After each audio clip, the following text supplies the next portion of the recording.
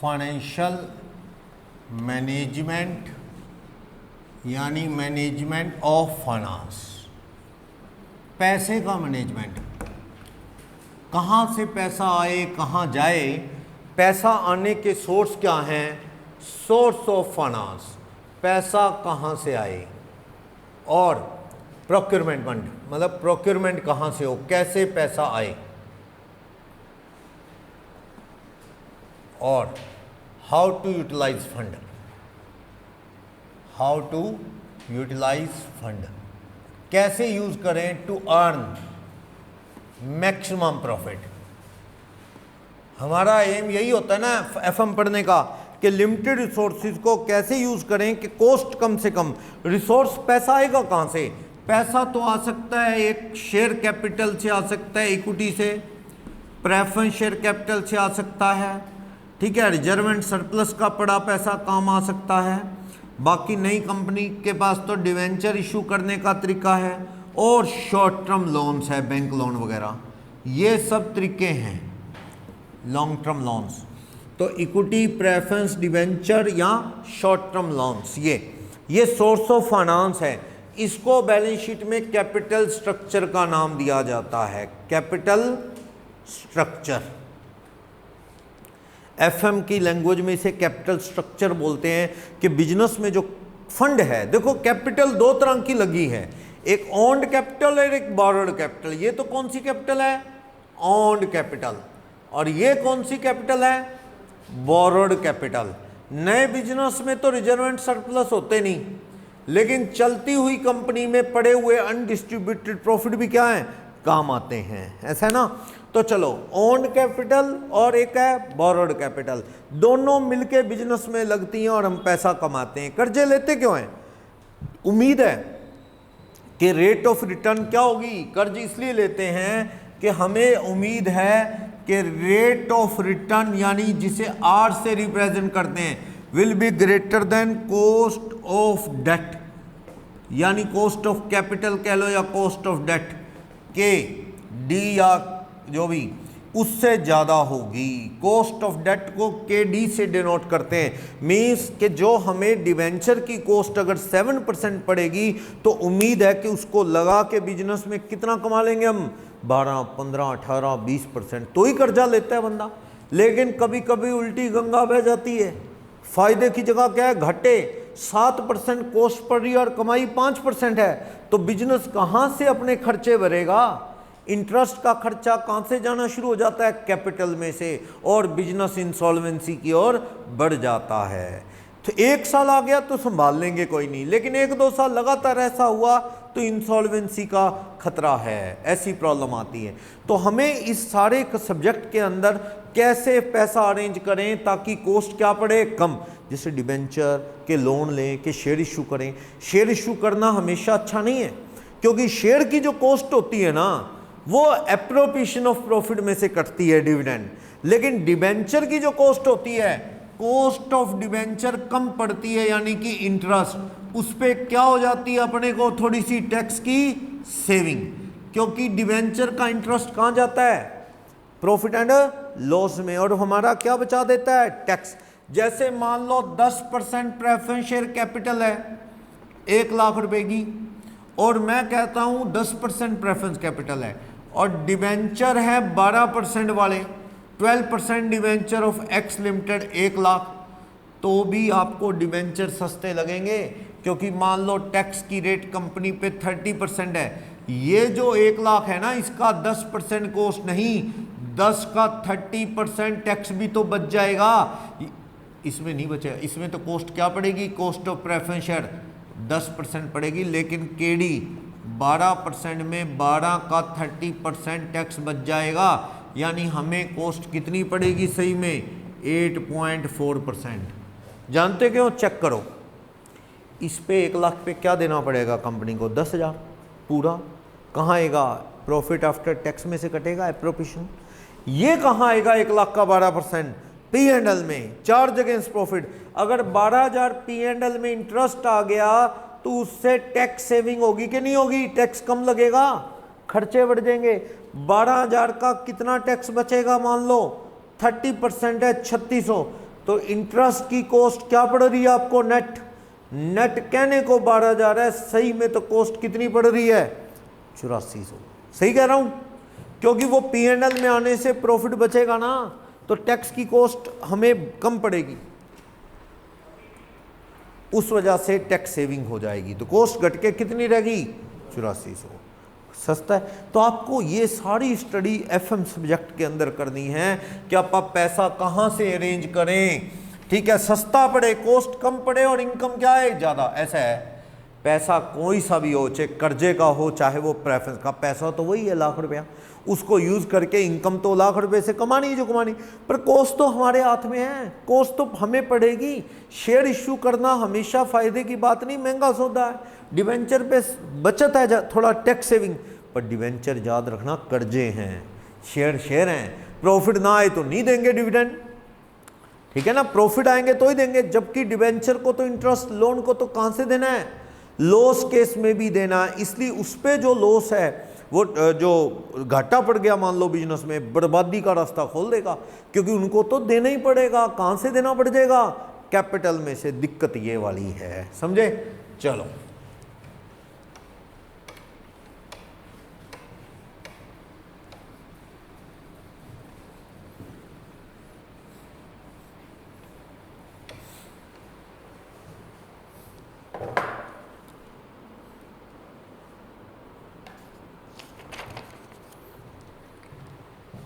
तो फाइनेंस में तो अपा ये सब्जेक्ट में सब कुछ पढ़ेंगे, लेकिन वेरी फर्स्ट टॉपिक जो बेसिक टॉपिक है कॉस्ट ऑफ कैपिटल, वो पढ़ने जा रहा हूँ। नाम से क्लियर है, कैपिटल की ज़रूरत हमारी कहाँ से पूरी होती है, इक्विटी शेयर कैपिटल से, फिर कहाँ से, प्रेफरेंस शेयर कैपिटल से।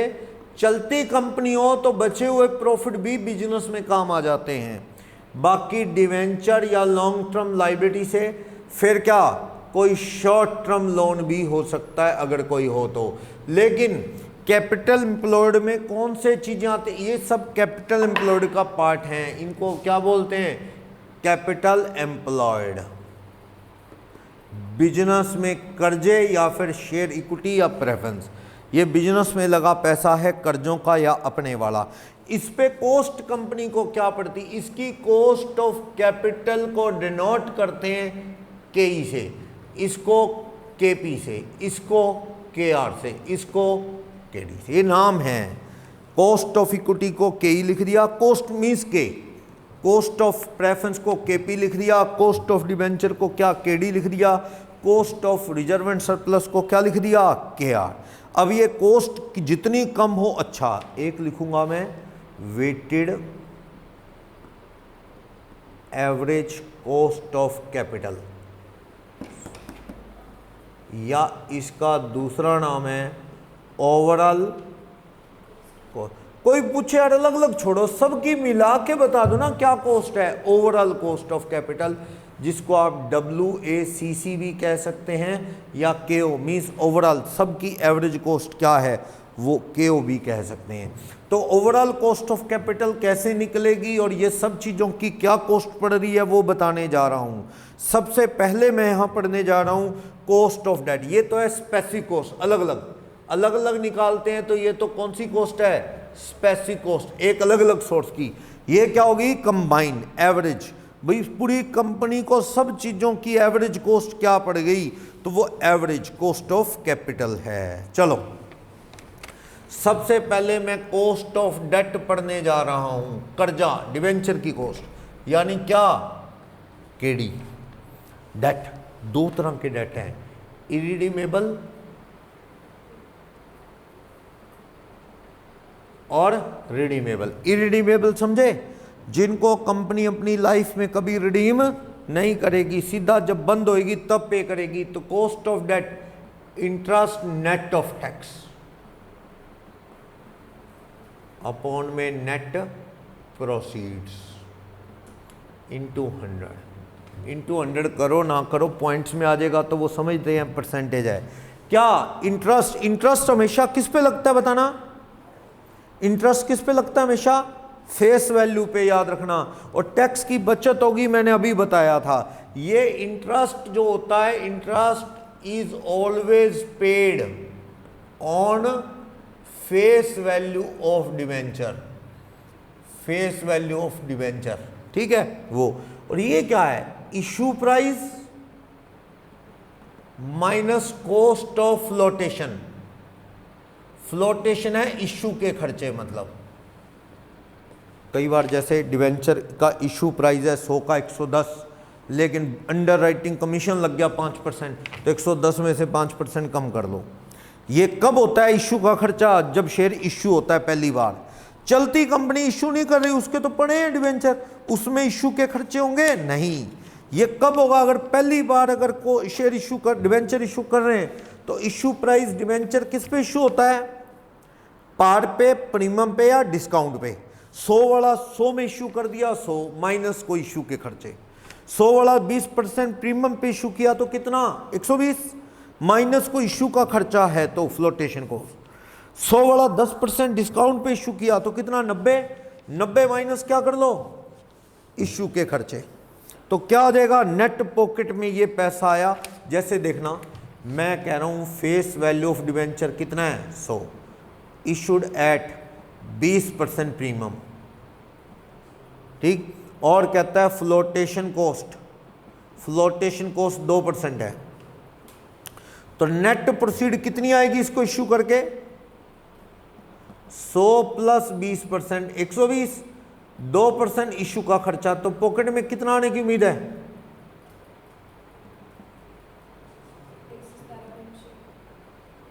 सही है।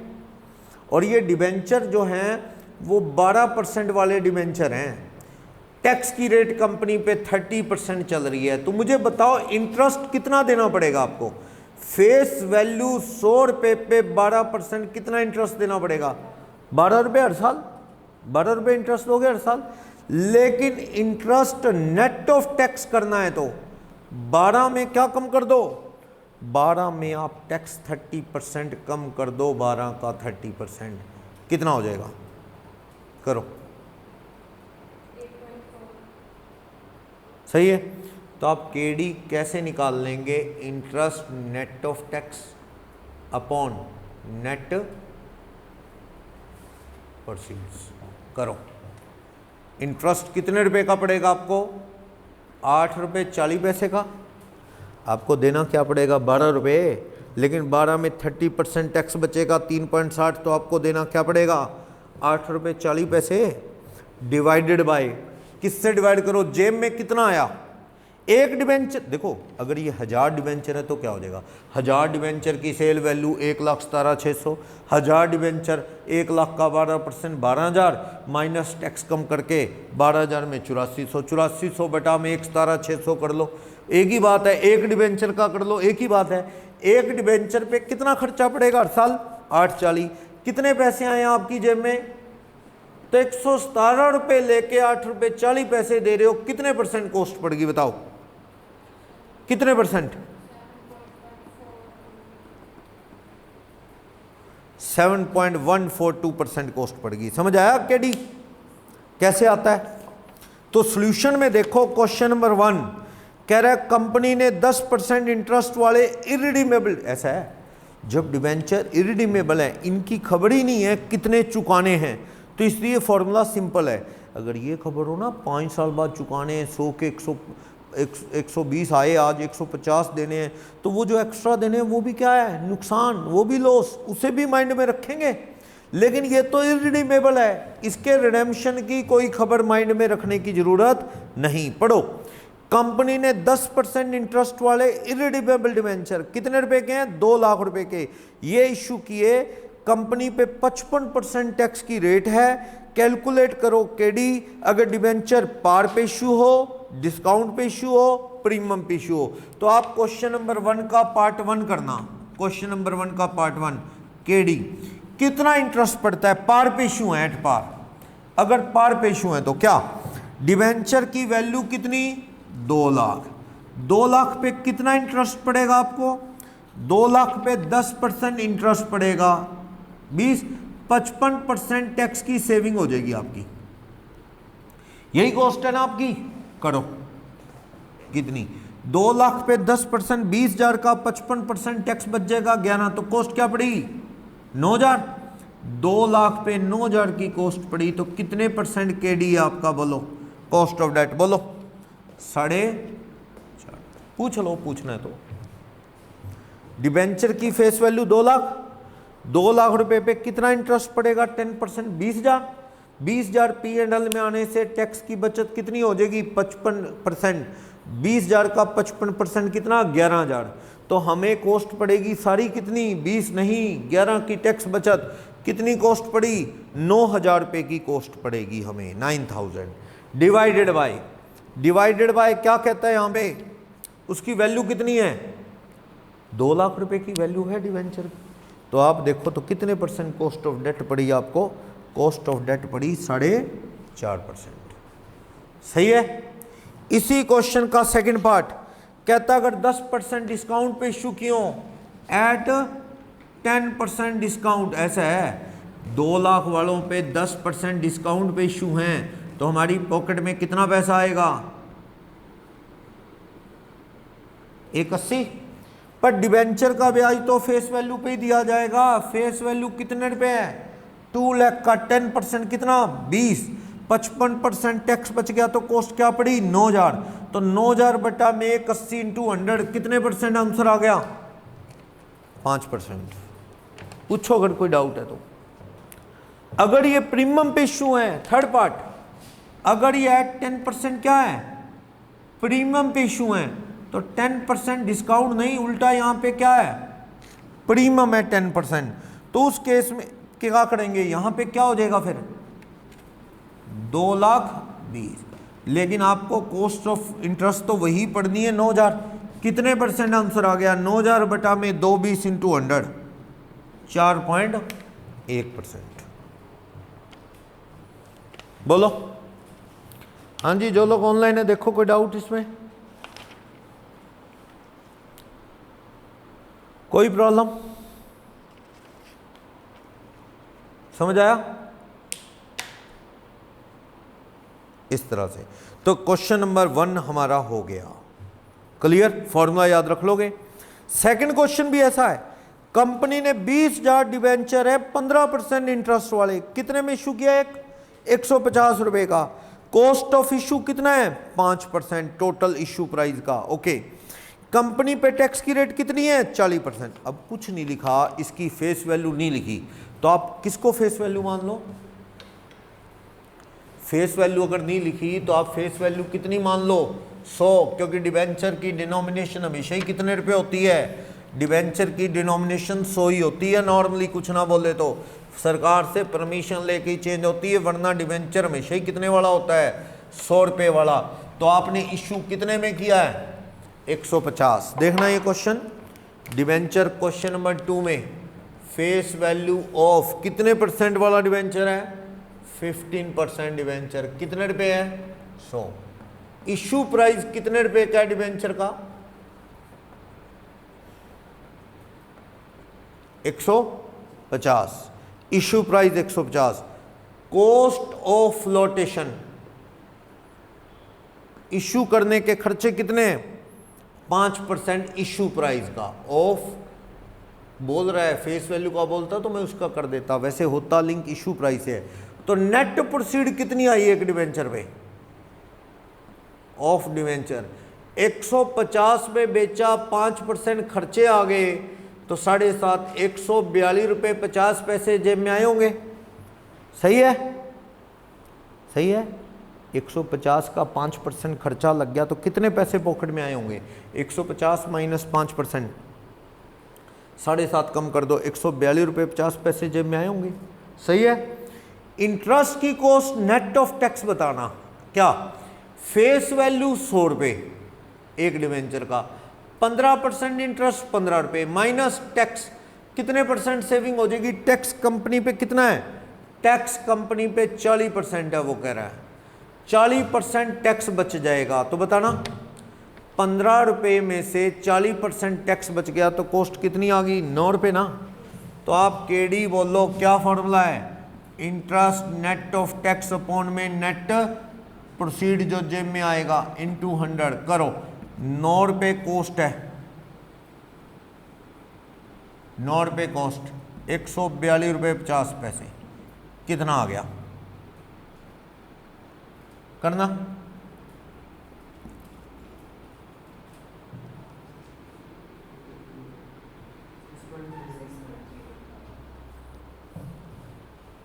एक बार चेक करो।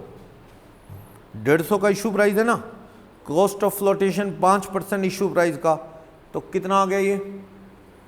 150 का 5% ₹7.5 ही बनेगा ना, ठीक है। और टैक्स 40% है, तो फेस वैल्यू ₹15 का 40% टैक्स की बचत होगी, तो कितना आ गया?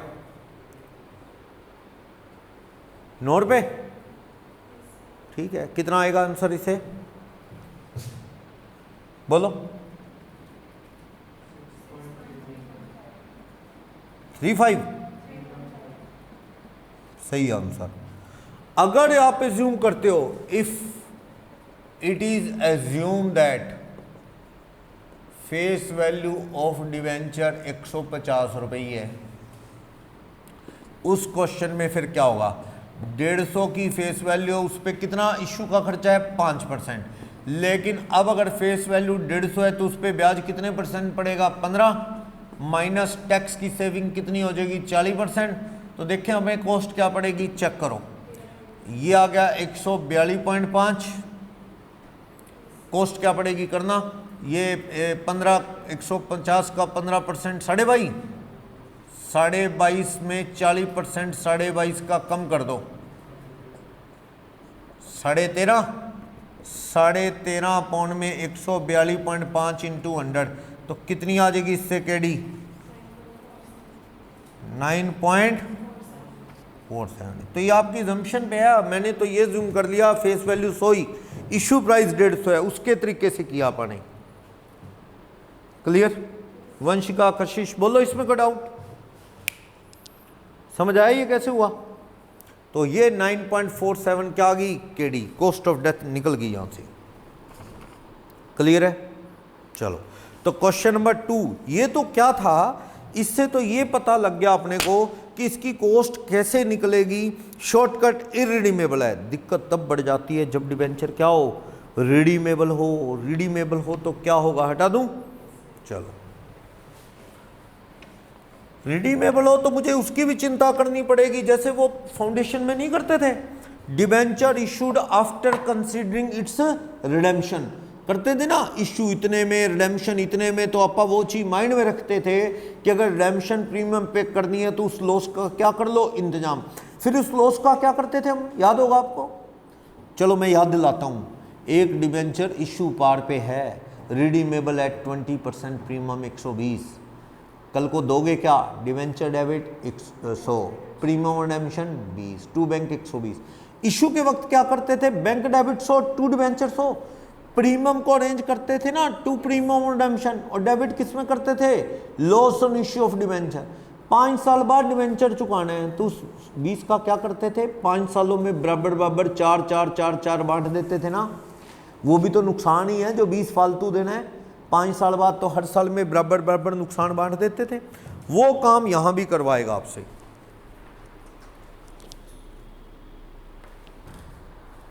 चलो, अब मैं उस चीज को क्लियर करने जा रहा हूं। क्या?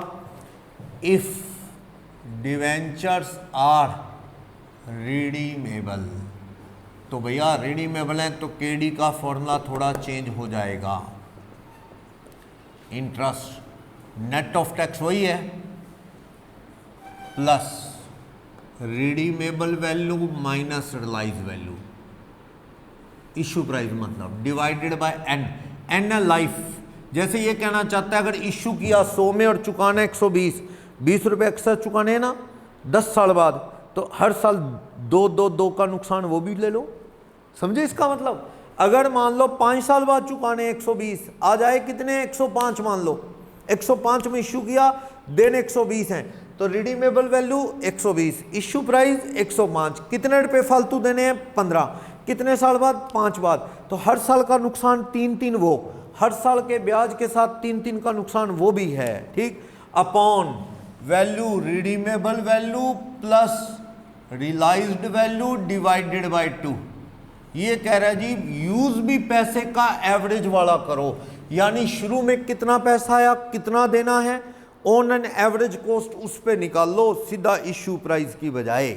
किस पे? जो चुकाना है और जो आया रियलाइज वैल्यू, उसका पैसे का एवरेज कर लो कि हमें कॉस्ट समझो इस पे। देखो ये पैसा आया और ये हमने देना है, ठीक है, तो दोनों की एवरेज यूज करनी है।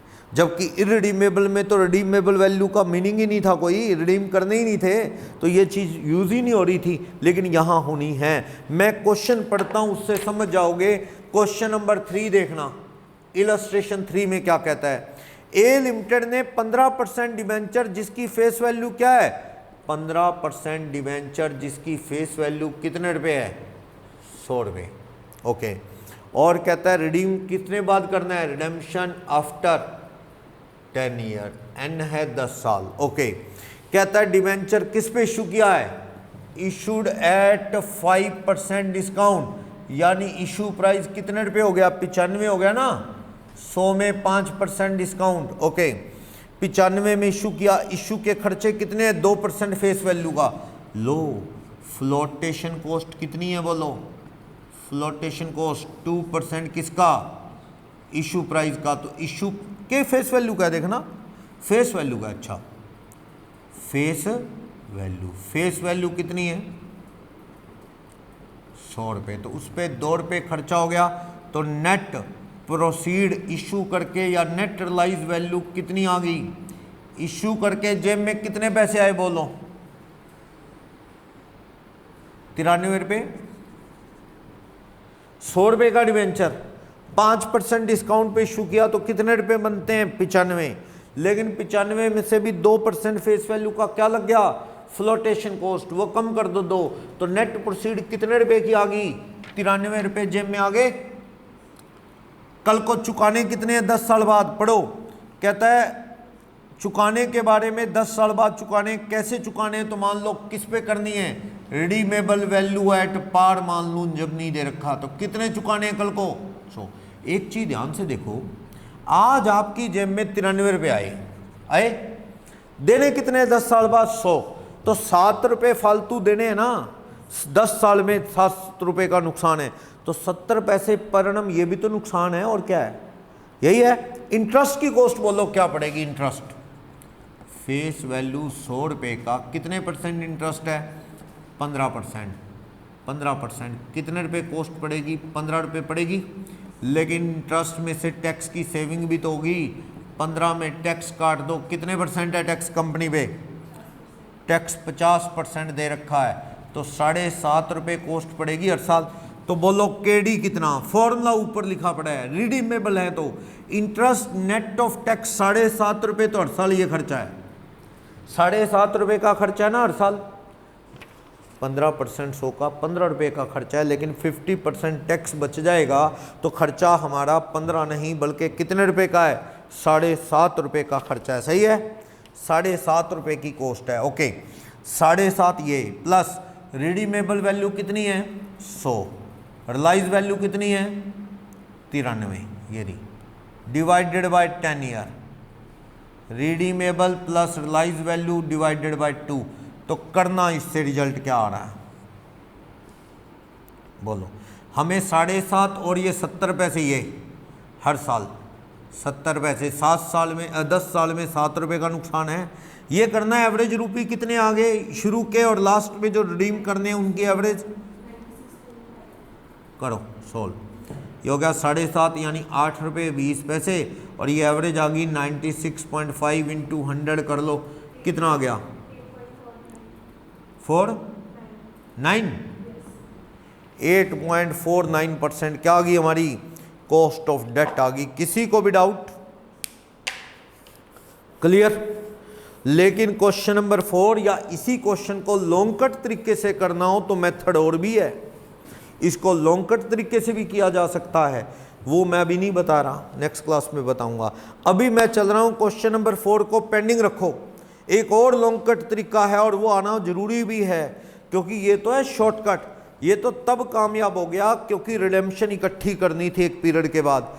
ये तब फेल हो जाता जब आप हर साल थोड़े थोड़े थोड़े थोड़े दे रहे हैं, तो ये फॉर्मूला क्या हो जाता हमारा, फेल हो जाता। तो कोई और लगता फॉर्मूला। चलो मैं लगाता हूँ, ये वाला क्वेश्चन है, एक और मेथड से करता हूँ। इस क्वेश्चन को माइंड में रखना। ये क्वेश्चन क्या बताता है आपको, ये क्वेश्चन बताता है कि शुरू में आपको आए कितने पैसे बताओ, 93। आपके जा कितने रहे हैं, ईयर एंड 1 2 3 4 5 6 7 8 9 10। आपके जा कितने रहे हैं, इंटरेस्ट नेट हर साल कितना जा रहा है, 7.5 7.5 7.5 7.5। ये जा रहा है कि नहीं जा रहा,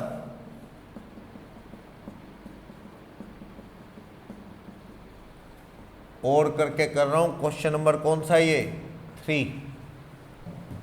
हर साल 7.5 रुपये जा रहा है, और 10वें साल क्या जाएगा, एक तो ये जाएगा, और रिडीमेबल वैल्यू कितनी जाएगी 10वें साल, कितने, 100। ये जाएगा, ये जा रहा है 10 साल में 7.5 7.5 7.5, और 10वें साल 100 और जाएगा। आई कितने अपने को, 93 ना। पिक्चर यही है, आज 93 लेके 7.5 दोगे 10 साल तक टैक्स की बचत काट के, और 100 रुपये दोगे 10वें साल, देना है ना रिडेम्पशन। तो कितनी कॉस्ट पड़ी ये निकाल लो, 93 रुपये जेब में आए, और ये जा रहे हैं, ये जा रहे हैं ना। क्या पता कॉस्ट 10% पड़ी के 15 पड़ी के 20 पड़ी, कुछ ऐसा कर डालो कि कॉस्ट क्या आ जाए 93 के बराबर। इसमें कितने % ब्याज निकाल फेंकूं इस 7.5 और इस 100 में, कि कॉस्ट कितनी आ जाए, 93 रुपये। 93 रुपये प्रोसीड के बराबर मान के चलूं। लेट मैं कितना मान लूं इसे, इंटरेस्ट 10% मान लो, डिस्काउंटिंग फैक्टर 10। तो 10 का मतलब समझते हो, डिस्काउंटिंग फैक्टर 1/1 प्लस 10% मतलब 1/1.10 इक्वल करो कितना आ जाएगा, फिर इक्वल करो कितना आ जाएगा, फिर इक्वल करो कितना आ जाएगा, फिर करो, फिर करो, फिर करो,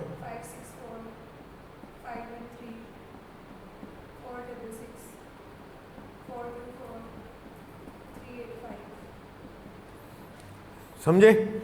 अब मल्टीप्लाई करो, प्रेजेंट वैल्यू ऑफ आउटफ्लो, जो पैसा जा रहा है एट द रेट 10% उसकी, 7.5 को इससे करना, 7.5 को इससे करना, फिर 7.5 को इससे, फिर 7.5 को चौथे से, 5वें से, 6ठे से, 7वें से, 8वें से, 9वें, 10वें को 7.5 और 100 दो चीज़ें हैं। 107 रुपये को इससे करना, बोलो क्या आ रहा है, present value at the 10% of outflow. बता दोगे, बताओ फिर, समझे। मैंने ब्याज निकाल फेंका, मानना 10% ब्याज है, निकाल फेंका मानना, तो मैंने निकाला तो क्या रिजल्ट रहा। वैसे इसको शॉर्टकट भी है, 1/1.10 10 बार इक्वल 1 2 3 4 5 6 7 8 9 10 GT 6.14 आ जाएगा। उसको कर लो 7.5 से, यह आ जाएगा 46 रुपये 8 पैसे। फिर 100 को कर लो किससे, 0.385 से, यह आ जाएगा 38.5। तो ये सब करके 84.58 रुपये बन गए।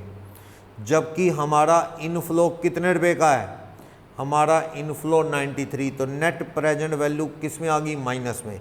कितनी, इससे तो भैया माइनस आ गया, कितना 8.41 माइनस आ गया। यानी ब्याज 10% नहीं है, उससे भी कॉस्ट क्या है, कम है। 10% निकाला तो भैया ये तो ज़्यादा निकल गया, इतने नहीं कॉस्ट पड़ी, इससे कॉस्ट क्या पड़ी है, थोड़ी सी कम। कितना लगाऊं अब, 7 6 5 कुछ लगाऊं, 7 लगाऊं या 8 लगाऊं, एक बार 8% पे ट्राई करूं, क्या ट्रायल एंड एरर है ये, इंटरेस्ट 8%। अब कैलकुलेटर पे क्या करोगे आप, 1 में क्या करोगे, अब 1/8% कितना, 1 डिवाइडेड बाय 1.08 इक्वल करो 1 डिवाइडेड बाय 1.08, यह आ गया 0.9259। फिर इक्वल कर दो 0.857, ऐसे करो 0.9259, फिर करो 857, फिर करो, फिर 783, 680, 583, 540, 500, 463। अब आपको ना यहाँ पे प्रेजेंट वैल्यू एट 8% बनानी है। ये मल्टीप्लाई कैसे करना है आपने 7.5 को करना है इससे, 7.5 को 8.7, लास्ट में 107 रुपये 50 पैसे को करना है। तो present value eight the rate 8% कितनी आ जाएगी, शॉर्टकट बताता हूं। अब जब 7.5 हर जगह सेम है, 7.5 को 1/1.08 इक्वल करो, 1 2 3 4 5 6 7 8 9 10, जीटी दबाओ, 6.71 इंटू 7.5, ये आ गया 50 रुपये 32 पैसे। 100 को करोगे 38.5 से तो ये आ जाएगा 38 रुपये 50 पैसे। कितना आया था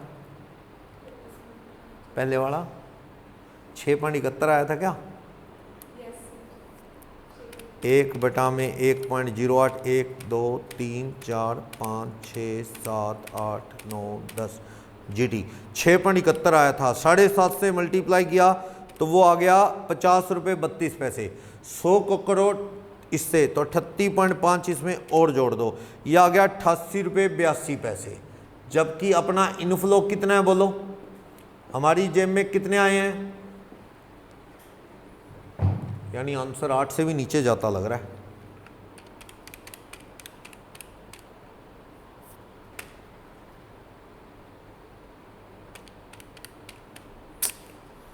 ₹39 कुछ आ रहा है, ये सारा करके 39 और मतलब लगभग ना ये यहाँ भी माइनस आ रहा है, यानी रियल में सही में आंसर जो है ना वो लगभग यही आंसर है, बस समझ लो।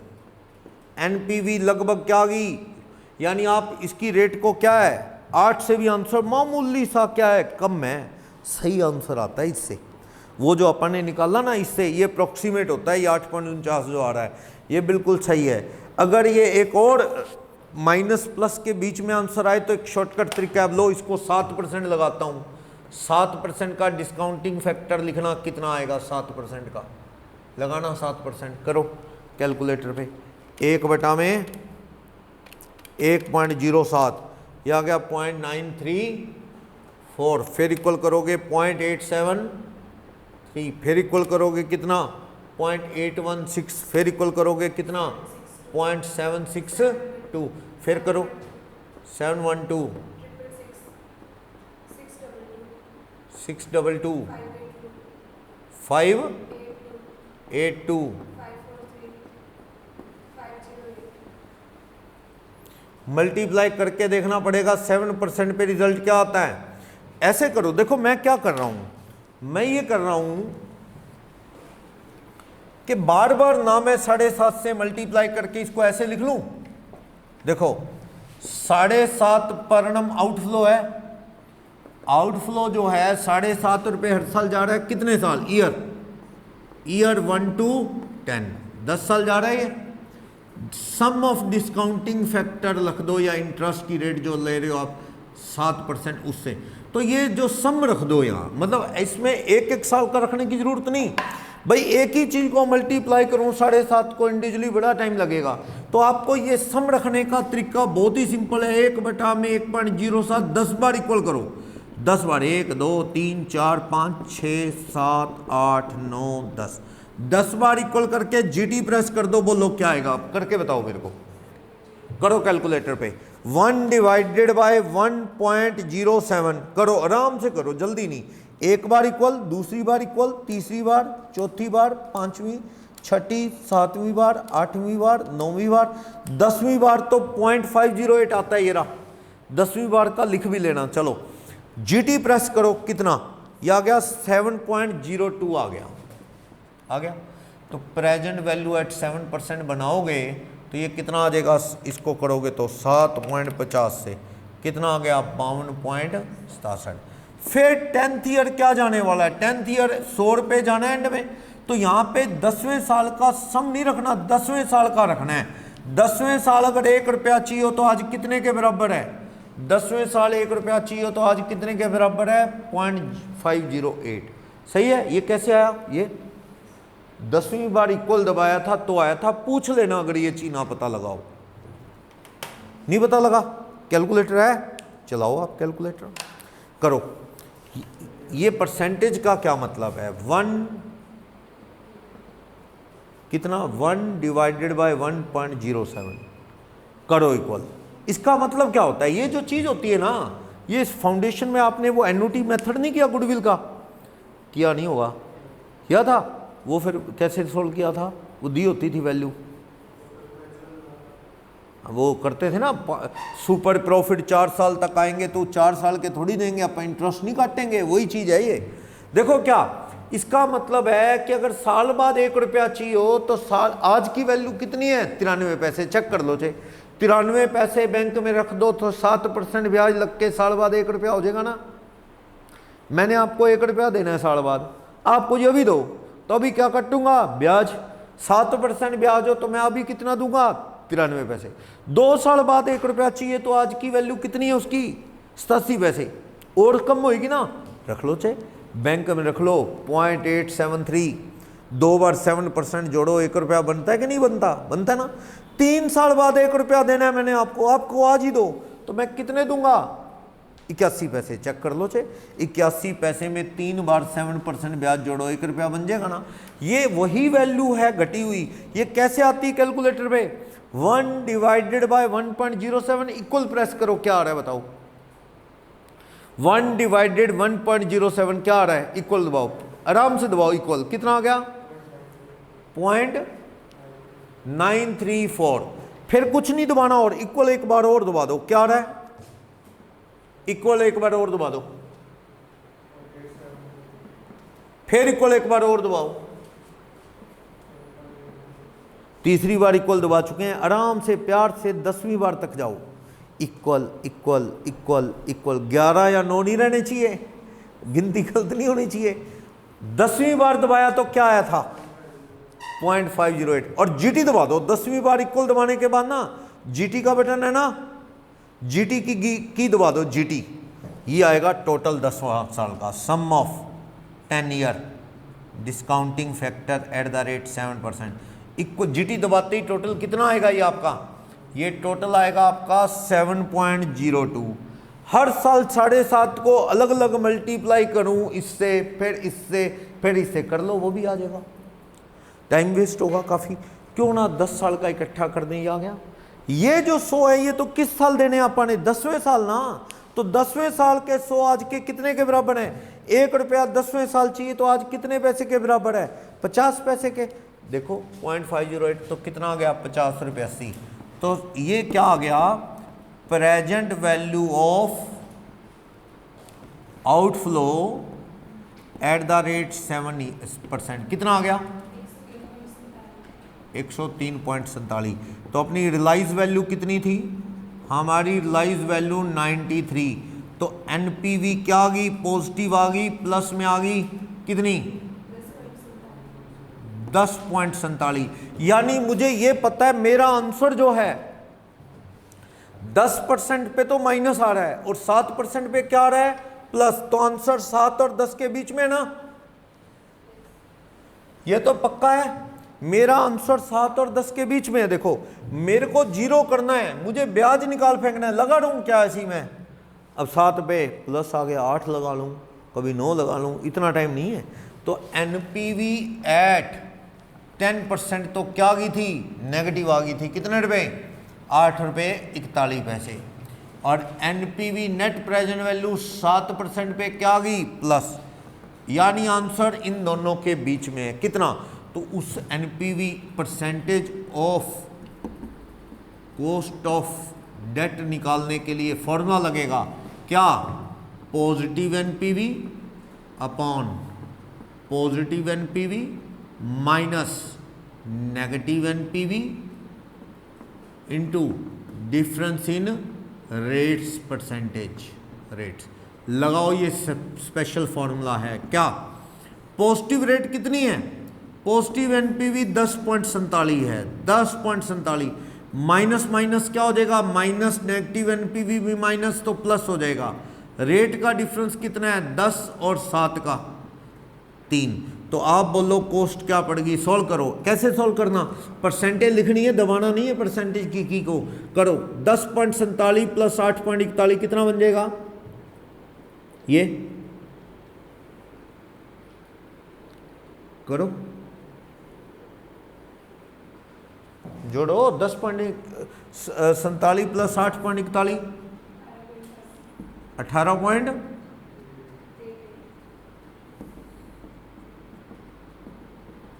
करो, कितना आ गया ये केडी, करो सॉल्व करके। 3 दबाना नहीं, बस 10.47 इंटू 3 बटा में 18.88 कितना आ जाएगा, बोलो कितना ना, कुछ और ही कर रहे हो आप। 10.47 इंटू 3, परसेंट दबाना नहीं है मैंने कहा, 18.18। 10.47 इंटू 3 बटा में 18.88 ये आ जाएगा। सोल्व करके गलत कहाँ आ रहा है, positive NPV minus negative NPV, difference in rate 3। तो क्या कहाँ, हाँ तो वो पॉजिटिव एनपीवी और नेगेटिव एनपीवी तो प्लस ही होएगी ना, वो माइनस माइनस प्लस ही होता है। 18.88 आ गया, ये 30 हो गया। अच्छा हाँ ठीक है सही है। इसके आगे वो है एक लो वाली परसेंटेज है, इसके आगे परसेंटेज ऑफ डेट कैसे आएगी, इसके आगे एक परसेंटेज और पड़ी है, यानी ये आंसर 7% तो पक्का है। 7% से तो ज़्यादा ही होगा ना, 7 तो कंफर्म आ ही गया, 7 से थोड़ा ज़्यादा है, तो ये आंसर ऐसे है 7%। ये कितना है सॉल्व करके, 1.66%। तो केडी कितना आ गया, 8.66%। यानी आंसर 7 और 10 के बीच में ये पक्का है, 7 और 10 के बीच में आंसर घूम रहा है। ठीक है, 7 तो पक्का है, बाकी थोड़ा सा 10 से उसके बीच में 7 के आंसर और आएगा। तो ये फॉर्मूला होता है, लो रेट तो है ही है, प्लस उस लो रेट के अंदर 7% के अंदर थोड़ा और जुड़ेगा, क्या, positive NPV upon positive NPV minus negative NPV into difference in rate. तो positive NPV 10.47, positive NPV minus negative NPV, negative है तो प्लस हो जाएगा वो। डिफरेंस इन रेट 3 लिखना है, बस 3 परसेंटेज लिखने की है, करना कुछ नहीं। 7% लो रेट है, प्लस ये सारा सोल्व करके 1.66 आ गया, जोड़ा तो कितना आ गया, 8.66। ये लगभग आंसर वही है जो शॉर्टकट फॉर्मूले से है, थोड़ा आंसर वेरी कर रहा है, करेगा, ये मल्टीप्लिकेशन में आता है। डेसिमल कम लेते हैं ना, पर राउंड फिगर करके लेते हैं, इस वजह से। तो मैंने कोशिश की है एक और फॉर्मूले से इसे समझाने की कि भाई कॉस्ट ऑफ डेट ऐसे भी निकाली जा सकती है शॉर्टकट फॉर्मूले की जगह, पर आपको जी वही बढ़िया सर, बहुत आसान है वो। तो क्या करो, interest net of tax per annum plus redeemable value minus realise value divided by n, upon में क्या करोगे, redeemable value plus realise value divided by 2, उसको रखो। सर वो तो बड़ा आसान है, ये तो बड़ा लॉन्ग कट है सर, ये मल्टीप्लाई गलत हो जाएगा, इसकी आदत डाल लो, पूरा FM सब्जेक्ट ही ऐसे चलना है। कैलकुलेटर भी चला देंगे आपका पूरा FM सब्जेक्ट, आपको टेबल देखनी नहीं पड़ेगी, कैलकुलेटर अच्छा चलाना आना चाहिए। आप बहुत कम टेबल देखोगे, एक आधी जगह जरूरत पड़ेगी पूरे सब्जेक्ट में, वो भी पेपर में दे देता है वो वैल्यू, बस बाकी सारा कैलकुलेटर जिंदाबाद चलेगा। क्या किया, इसका मतलब समझे, मैं ना कोशिश करके देख रहा था कि 7.5 हर साल कॉस्ट है और 10वें साल क्या कॉस्ट है 100, ये इतना पैसा जा रहा है और आए जेब में 93 रुपये, 93 रुपये लेके दे रहे हैं हर साल 7.5 और 10वें साल 100, इतने दे रहे हैं, तो आखिर कोई कॉस्ट तो हमें पड़ रही है, वो कॉस्ट कितनी है। एक स्टूडेंट कहता सर वो तो पेपर में 15% कॉस्ट है, वो और चीज़ है, वो तो 15% ब्याज है, उसमें से तो टैक्स की सेविंग भी होगी, प्लस कितने देने हैं उससे भी लिंक नहीं है उस चीज़ का। तो मेरे को तो ये पता है 7.5 जाने हैं 10 साल टैक्स काट के, 10वें साल जाना है 100, ये 100 कुछ रुपए जाने हैं, 175 रुपये, लेकिन आए जेब में कितने हैं 93, जाने धीरे धीरे इतने, कितनी कॉस्ट पड़ी आपको, कुछ कॉस्ट तो पड़ी, ट्रायल एंड एरर 10% मैंने निकाल फेंका एक बार ट्रायल के लिए, तो ज़्यादा निकल गया, माइनस में आ गया। अब 12-14 करूंगा और ज़्यादा माइनस आएगा, आंसर छोटा होएगा, ज़्यादा निकालूंगा तो कम निकाल लो। 7% निकाल के देखा, 7% निकाल के देखा तो मैंने देखा कि मेरी यहाँ पे पॉजिटिव एनपीवी आ गई, ये प्रेजेंट वैल्यू 103 पॉइंट कितनी आ गई 47, और ये पॉजिटिव एनपीवी आ गई हमारी 10.47। मैं समझ गया मेरा आंसर 8% और ये 7% और 10% के बीच में है, 7 और 10। तो फॉर्मूला लगाया, low rate plus positive NPV upon positive NPV minus negative NPV into difference in rate. ये फॉर्मूला लगा के 1 मिनट में आप आंसर पे आ गए, जो शॉर्टकट से भी आता था। पर ये फॉर्मूला तो करना ही पड़ेगा आपको, इसका बचने का चांस नहीं, क्योंकि ये वहाँ लगाना जरूरी हो जाएगा जब वो डिवेंचर थोड़े थोड़े चुका रहा होगा। तब आप सोचो शॉर्टकट लगाओगे कैसे, इंटरेस्ट सेम ही नहीं होगा हर साल। फॉर्मूले में लगाओगे ना interest per annum net of tax, वो कैसे लगाओगे, वो तो हर साल बदलेगा, क्योंकि जब बीच बीच में चुका दोगे तो डिवेंचर का ब्याज घटता जाएगा, तो वो तो सुपर फ्लो खत्म हो जाएगा वो। लेकिन इसको क्या है, ये ब्याज घटेगा तो ये घटा लेगा, प्रिंसिपल की पेमेंट भी दिखा लेगा, ये तो साथ साथ हर साल कितना जा रहा है पता लग जाएगा, उसके बेस पे क्वेश्चन कर देगा। ये वाला सक्सेसफुल है हर जगह। क्लियर है ना, बोलो कोई डाउट? तो अपने को इन फॉर्मूलों की प्रैक्टिस करनी है। समझो अगर केडी आ गया ना तो आपको केपी भी आ गया प्रेफरेंस का, बल्कि वो तो आसान है, क्योंकि उसमें फॉर्मूले में नेट ऑफ टैक्स करना ही नहीं। प्रेफरेंस के डिविडेंड पे टैक्स की बचत होती है क्या? ना ना, वो तो इससे भी आसान है। देखो इरिडीमेबल प्रेफरेंस शेयर होंगे तो क्या होगा, इरिडीमेबल प्रेफरेंस शेयर होंगे तो KP is equal to preference का dividend upon net proceed into 100। वही इशू प्राइस कितना है डिस्काउंट पार पे। वैसे प्रैक्टिकली डिस्काउंट पे शेयर इशू होते नहीं है, पार या प्रीमियम। और प्रेफरेंस का डिविडेंड बढ़िया शॉर्टकट है, इस पे तो टैक्स सेविंग का पॉइंट भी नहीं लगाना, क्योंकि प्रेफरेंस डिविडेंड कौन से प्रॉफिट में से दिया जाता है, आफ्टर टैक्स वाले में से, बस KP आ जाएगा। और अगर ये रिडीमेबल का बनाना है तो फॉर्मूला क्या होगा, रिडीमेबल है इकट्ठे, प्रेफरेंस का डिविडेंड हर साल का प्लस वही redeemable value minus realise value divided by number of year n upon redeemable value plus realise value upon 2। Formula वही है, बल्कि आसान हो गया, टैक्स की बचत वाला पॉइंट खत्म हो गया। KP कर लोगे, कॉस्ट ऑफ प्रेफरेंस शेयर नीचे क्वेश्चन करके दिखाया हुआ है 5वां कि प्रेफरेंस शेयर 100 रुपये वाला है, 10% डिविडेंड दिया जाता है हर साल। इशू किया 6% इशू के खर्चे। पहला केस, अगर पार पे इशू करोगे तो क्या होगा, क्वेश्चन नंबर 5 का फर्स्ट करो KP। क्या पार पे इशू करोगे 100 वाला 100, पर इशू के खर्चे कितने हैं 6% इशू के खर्च। डिविडेंड कितना दोगे 100 पे, 10% डिविडेंड की रेट है 10। तो बोलो क्या है आंसर, 10 रुपये अपॉन में जेब में 94 रुपये आए, तो 10 बटा में 94 इंटू 100 कितना आ जाएगा बोलो, 10.63 आ जाएगा क्या? देखो अगर ये इशू प्रीमियम पे किया है तो 100 वाला कितने में इशू किया है, 10% प्रीमियम में 110, इशू के खर्चे 6%, 110 में से 6% कम करना। सेकंड क्वेश्चन इसी का, प्रीमियम पे इशू किया ना तो 110 में 6% कम करो, कितना 103.4। डिविडेंड 10 रुपये का है तो कॉस्ट क्या पड़ेगी, कम हो जाएगी। देख लो 10 बटा में 103.4 इंटू 100। अगर डिस्काउंट, वैसे प्रैक्टिकली पॉसिबल नहीं है डिस्काउंट पे शेयर इशू करना, नॉलेज के लिए ठीक है डिस्काउंट दिखा दिया।